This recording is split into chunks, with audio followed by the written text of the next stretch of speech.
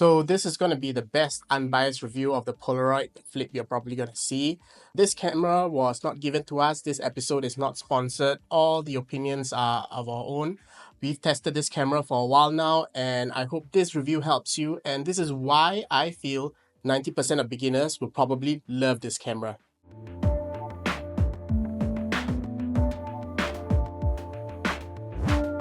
Welcome back, everybody. I'm Prashana, instant film enthusiast based in Singapore. So Polaroid just released the Polaroid flip camera recently. So I think like many of you out there, you are probably wondering, what is Polaroid doing? They just released their Polaroid Gen 3 version of the Now model. And within a month, you have this camera, which seems to be appearing on paper at least a lot better than the Now 3. Personally, I don't know the reason why Polaroid did this, but I suspect perhaps maybe the imminent threat of tariffs from the United States probably has something to do with it.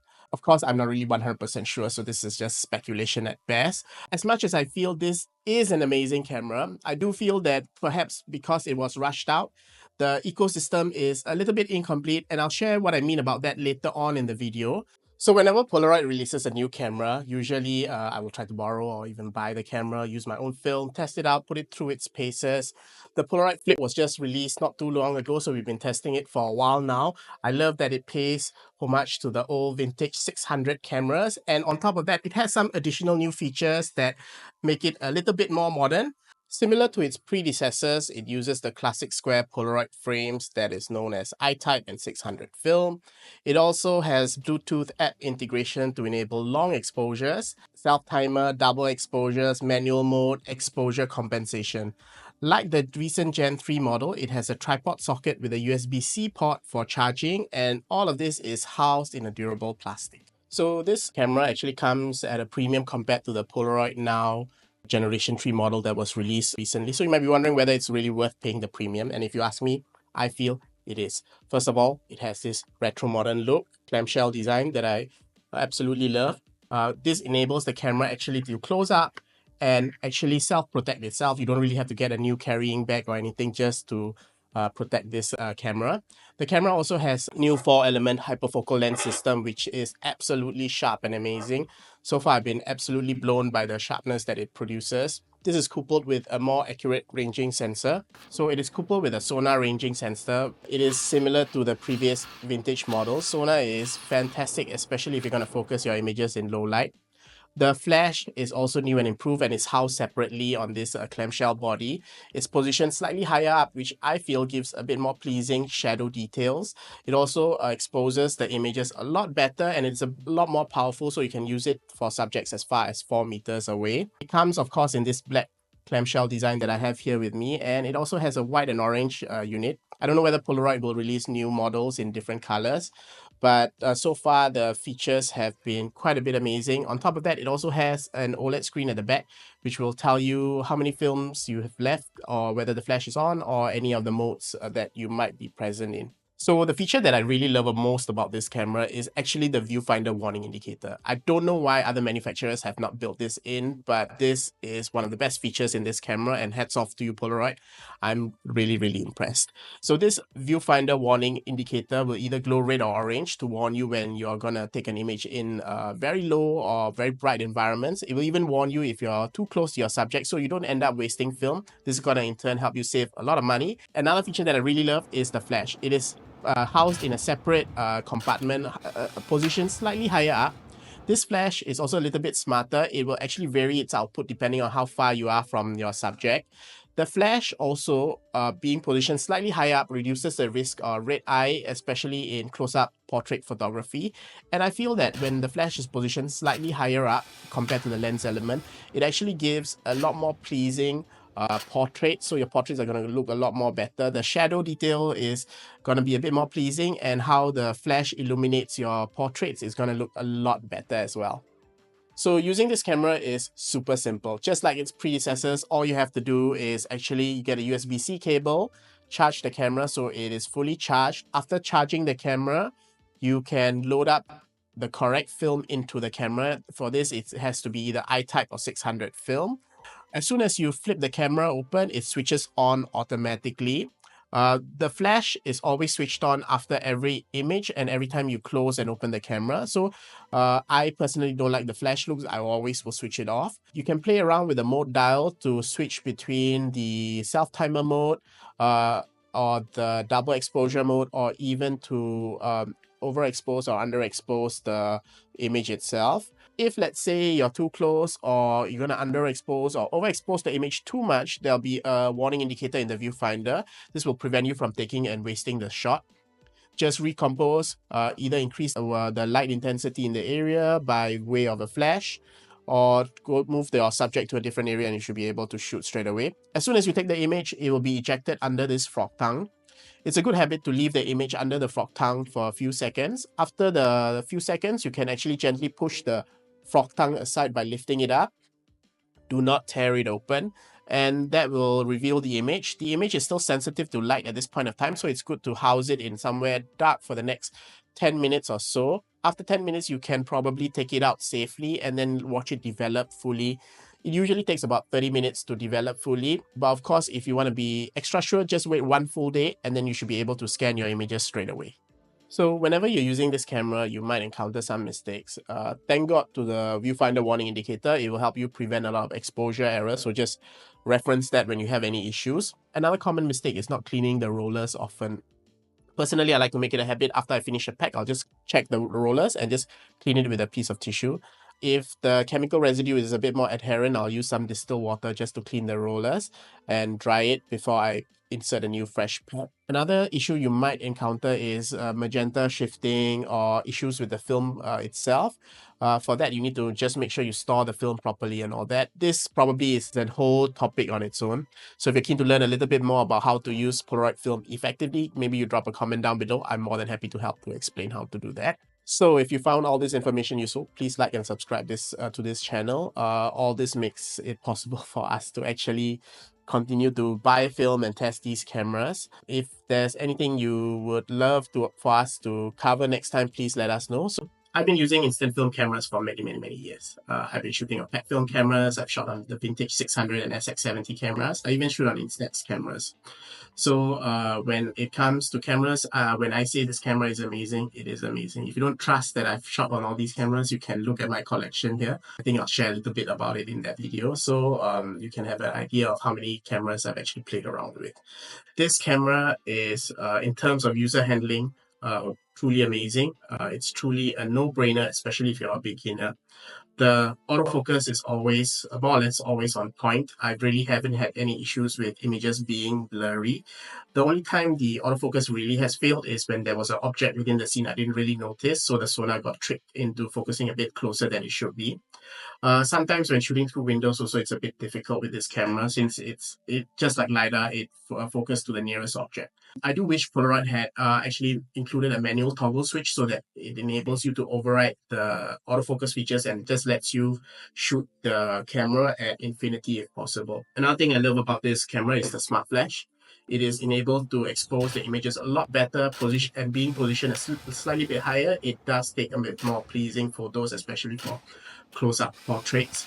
The 4-element hyperfocal lens system is amazing. It is definitely sharper than the Polaroid Live camera. I do wonder if it is as sharp as the i2. I would be hard-pressed to say it is a bad lens. It is amazing. I've been absolutely floored by some of the images I've gotten. They are super sharp when the ranging system and the lens pair up perfectly. Another thing I love about this camera is the tripod socket is actually placed correctly. It's placed a little bit further. So this enables you to actually use this camera mounted on a tripod. You don't have to remove the tripod plate every time you want to load a fresh pack of film. So if you all watched our Polaroid i2 video, you might notice that sometimes when you wanted to reload the camera, the film door just couldn't open fully. Another thing I really like about this camera is they included this smart feature where the film is only ejected once you let go of the shutter button. So this enables you actually to take photos where you have to be quiet. So let's say you want to take a photo of your sleeping baby and you don't want the noise of the camera to wake you up. Or let's say you want to do street photography and you don't want to spook the people around you. What you do is you take the image, but you keep pressing the shutter button. Then when you go to an area where you can actually eject the photo. You just release the shutter button, the photo will actually eject. So these are some user handling features that I think Polaroid has really thought through, and I think many of the reviews haven't really mentioned before. That's why I think this camera is so absolutely amazing. I do hope Polaroid you include that toggle switch that I mentioned about earlier so that the future variant of this camera is a little bit more improved. Of course, I hope that new variant doesn't get released 1 month after I just bought this camera itself. So I'm sure everyone is eager to see the images. What is a camera review without seeing some of the images? I've been using this camera for a few days, few weeks right now, and the images are absolutely amazing. The film, amongst other things, is not without its faults, but the camera performs superbly. The lens has this special rotating 4-element lens system that can focus at 4 zone. The closest zone is about 65 cm away, and it goes all the way to infinity. In terms of sharpness, I would actually rate it higher than the Polaroid Now Gen 3 model. Against the i2, I think it's super close, especially given the price of the Polaroid i2. If you ask me if you're a hobbyist, then I think it might even be worth getting this camera over the Polaroid i2. The lens is super sharp, there's very minimal distortion, and in my use cases, I haven't really noticed any obvious flaring, even though when I took the images in some contrasty light. The sonar autofocus goes without saying is amazing, especially in low light environments. You don't have to pre-flash or you don't have to guess the zone so that you can focus accurately. Given the sonar autofocus nature of this camera, there have been a few misses here and there, but I would characterize that as me not really paying attention to the environment.